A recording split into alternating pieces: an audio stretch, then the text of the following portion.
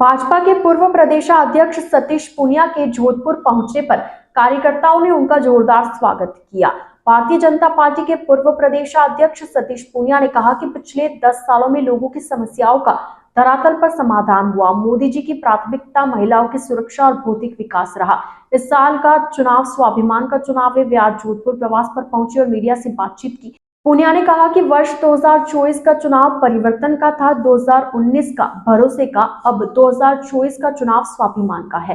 पिछले 10 सालों में मोदी सरकार ने धरातल पर रहकर लोगों की समस्याओं को दूर किया। चुनावी वादे पूरे किए जाने के साथ विकास हुआ है। इस बार भी जनता उनको विश्वास में लेकर जताएगी। भाजपा के पूर्व प्रदेशाध्यक्ष पूनिया ने मीडिया से बातचीत करते हुए कहा कि मोदी जी की प्राथमिकता रही है कि महिलाएं सुरक्षित रहे और आत्मनिर्भर बने। इसके लिए उनका फोकस महिलाओं को लेकर रहा। उन्होंने कहा कि चाहे पूर्व प्रधानमंत्री स्वर्गीय अटल बिहारी वाजपेयी हो या मोदी, राजस्थान में स्वर्गीय भैरों सिंह शेखावत या फिर वसुंधरा राजे की सरकार रही हो, सभी ने लोगों की समस्याओं का हल किया और धरातल पर रहकर कार्य किया। अब मुख्यमंत्री भजनलाल शर्मा के नेतृत्व वाली सरकार भी धरातल पर है। आज राजस्थान सरकार ने महिलाओं की सुरक्षा को लेकर एंटी रोमियो स्क्वाड बनाया है, तो पेपर लीक के लिए एसआईटी गठित की है। सरकार अभी बनी है, धीरे धीरे कार्य सामने आएंगे। भाजपा के पूर्व प्रदेशाध्यक्ष सतीश पूनिया के जोधपुर पहुंचने पर यहां सर्किट हाउस में कई बीजेपी नेताओं और कार्यकर्ताओं ने उनका स्वागत किया। चाहते नहीं जीतेंगे, क्योंकि पिछले 10 वर्षों में बिल्कुल धरातल पर जिस तरीके से आम आदमी की समस्याओं का समाधान हुआ, सहूलियत मिली, ऐसी बहुत सारी योजनाएं थी जिसका प्रत्यक्ष लाभ मिला, जो आज़ादी के बाद आज तक नहीं मिला था, जिसका उसका जायज़ अधिकार था। बहुत सारे ऐसे वैचारिक मुद्दे थे जिनका समाधान हुआ। 22 जनवरी को पूरी दुनिया ने देखा, आस्था के प्रतीक भगवान राम के भव्य मंदिर का निर्माण हुआ, शुभारंभ हुआ। कुल मिलाकर इस देश की धरती के हिसाब से, देश की संस्कृति और विरासत के हिसाब से जो निर्णय होने थे, उससे स्वाभिमान हुआ, भारत की साख बढ़ी है। और इसलिए 2014 का वोट परिवर्तन का था, 2019 का वोट भरोसे का था और 2024 का वोट देश के स्वाभिमान का वोट होगा। और इसलिए मैं दावे से कह सकता हूं कि 25 की 25 राजस्थान की लोकसभा सीटें जीतेंगे। पार्टी ने उसकी तैयारियां शुरू कर दी हैं। पूरे देश भर में प्रमुख नेताओं को अलग अलग लोकसभा जिम्मे करी हैं। पार्टी की संगठनात्मक जितनी हमारी ताकत है उसको और ज़्यादा पुष्ट करेंगे।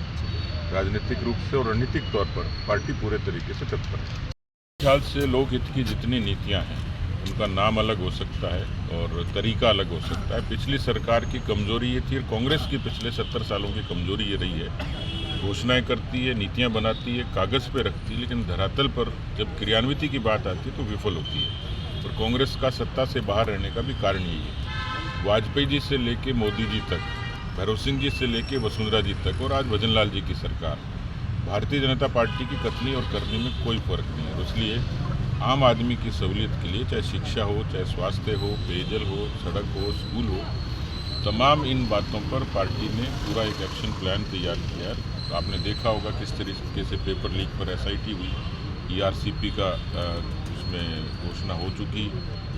जो ऐसे बुनियादी मुद्दे थे, उन मुद्दों पर पार्टी ने काम करना शुरू कर दिया। लिहाजा क्योंकि चुनाव हैं और इसलिए कुछ बंदिशें हैं, और मुझे लगता है कि आने वाले समय में डबल इंजन की सरकार राजस्थान को बेहतर शासन देगी। देश में कभी कहा जाता था कि उत्तर प्रदेश के हालात बदतर हैं, लेकिन योगी जी के राशन और शासन ने वहाँ की महिलाओं को खास तौर पर एक सुरक्षा दी, खाद्य सुरक्षा भी दी और उनको भौतिक सुरक्षा भी दी। राजस्थान की सरकार ने भी उसी तर्ज पर एंटी रोमियो स्क्वाड से लेकर जो हमारी कानून व्यवस्था उसको दुरुस्त करने के लिए खूब प्रभावी कदम उठाए हैं। सरकार अभी आई है और सरकार को थोड़ा वक्त लगता है जमने में, तो मुझे लगता है कि इतना समय जनता भी देगी और मुझे पूरा भरोसा है कि महिलाओं की सुरक्षा मोदी जी के राज में, उनके निर्देश पर हमारी प्राथमिकता में।